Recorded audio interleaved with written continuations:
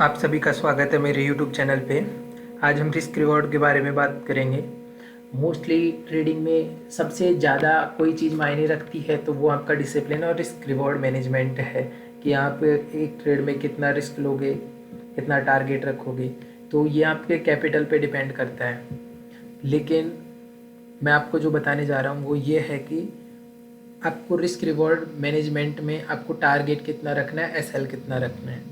यदि आपको मिनिमम देखना है तो मिनिमम आपको कम से कम 1:2 रखना होगा। जैसे कि मान लीजिए ये वाला जोन है, यहाँ पे अब यहाँ से ट्रेड यहाँ पे बनाएंगे हम इस जगह पे कि ये यहाँ पे जोन बन गया। अब मैं एंट्री करूँगा तो मैं इस जोन पे एंट्री प्लान करूँगा इस कैंडल के अकॉर्डिंग। अब मेरा फर्स्ट टारगेट होना चाहिए कि मेरा यहाँ तक नेक्स्ट स्विंग तक टारगेट 1:3 के करीब आना चाहिए। लेकिन अगर 1:3 नहीं आ रहा और फिर भी यहाँ पर एंट्री कर लिए तो कम से कम 1:2 तो देखना ही है। इससे कम हो तो आपको ट्रेड से एग्जिट होना है, एंट्री नहीं करनी है। अब जैसे कि यहाँ पे देखोगे 1:2 से ज़्यादा है, आपने एंट्री कर ली। इसी तरीके से यहाँ पे देखोगे इस जगह पे एंट्री बन रही है। वैसे यहाँ पे भी एंट्री बनती, लेकिन इसको रिटेस्ट का वेट करना बहुत ज़रूरी है, इसीलिए क्योंकि ये यहाँ पे स्टॉप लॉस हंट करके ऊपर गया। तो जैसे ये रिटेस्ट हुआ अपन ने यहाँ पे एंट्री करी। अब हमको टारगेट रखना है 1:3 तो मिनिमम होना चाहिए। अब यहाँ पे देखोगे तो इस स्विंग तक इसका टारगेट तकरीबन 1:5 तक हो गया। और अगर आप एक चीज़ नोटिस करेंगे तो इस जोन को इसने ब्रेक किया तो इसने कंटिन्यूसली ब्रेक किया, ना कि यहाँ पे थोड़ा मार्केट सस्टेन हुआ और उसके बाद में गया। तो इन जगहों पे तुम ज़्यादा बड़ा प्रॉफिट भी बुक कर सकते हो। जैसे कि 1:5 की जगह तुम यहाँ पे 1:7 तक बुक कर सकते थे या 1:6 तक तो बुक हो ही जाता। इसी तरीके से अभी यहाँ पे देखोगे इस जोन पे तो पहले मार्केट देखना है, पर मैं यहाँ पे तुम्हें रिस्क रिवॉर्ड मैनेजमेंट बता रहा हूँ, इसीलिए मैं बहुत सिंपल बता रहा हूँ। जैसे कि यहाँ पे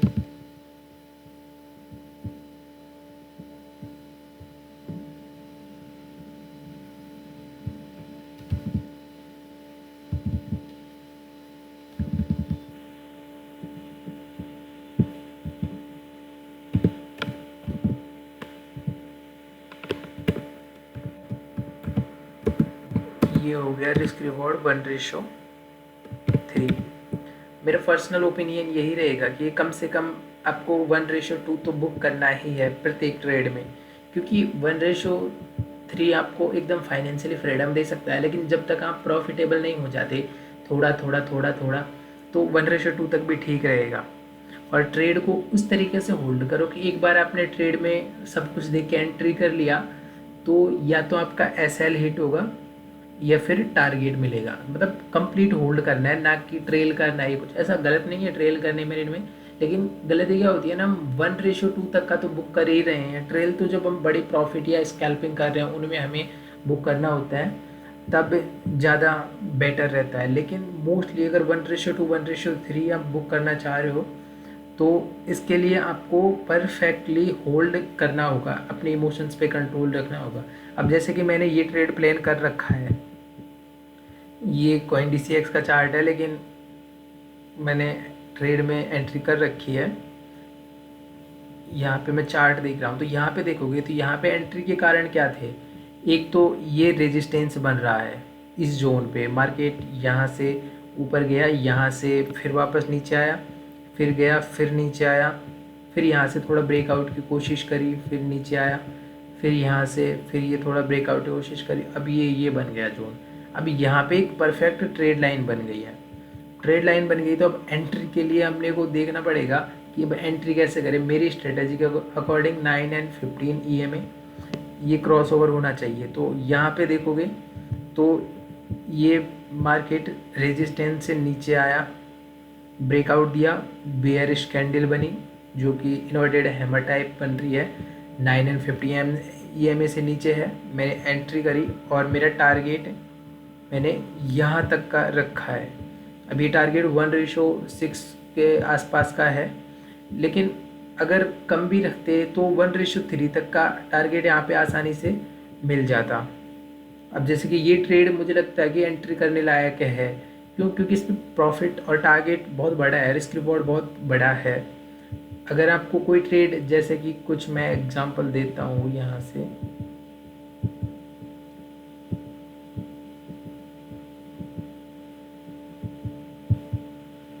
इस जोन पे देखो, ये वाला जोन, यहाँ से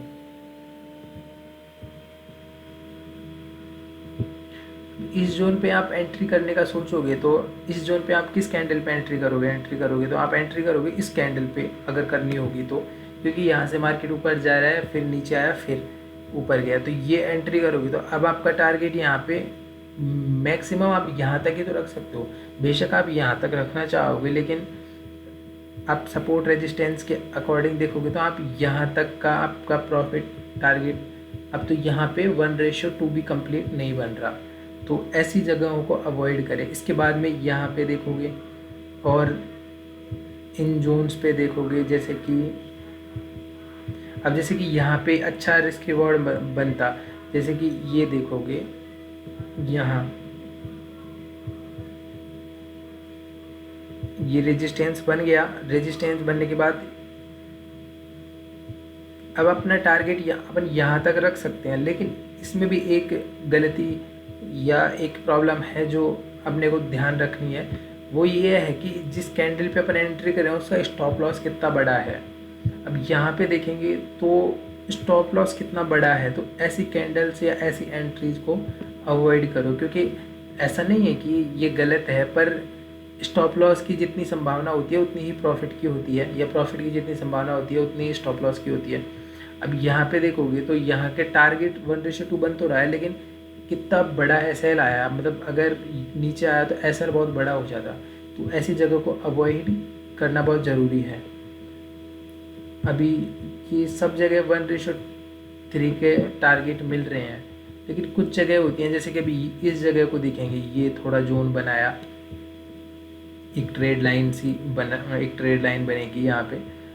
अब अकॉर्डिंग टू एंट्री इसके पास में होनी चाहिए, जैसे कि अभी ये इतनी बड़ी कैंडल है तो मैं मोस्टली कैंडल देख के एंट्री करता हूँ, तो अब यहाँ पे इतनी बड़ी कैंडल है और यहाँ का टारगेट यहीं तक आएगा, जैसे कि ये देखो,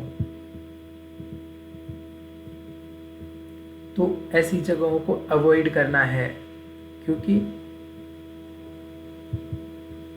यहाँ स्टॉप लॉस ज़्यादा होता है और टारगेट कम, मतलब यहाँ पे 1:1 का टारगेट मिल रहा है, तो ऐसी जगहों को अवॉइड करना है। अपने को प्रॉफिट अपने रिस्क रिवॉर्ड मैनेजमेंट के साथ में ही करना है, तो अगर आप ऐसा करेंगे तो आपको डेफिनेटली बहुत ज़्यादा अच्छा प्रॉफिट देखने को मिलेगा और आप डिसिप्लिन के साथ में ट्रेड कर पाएंगे।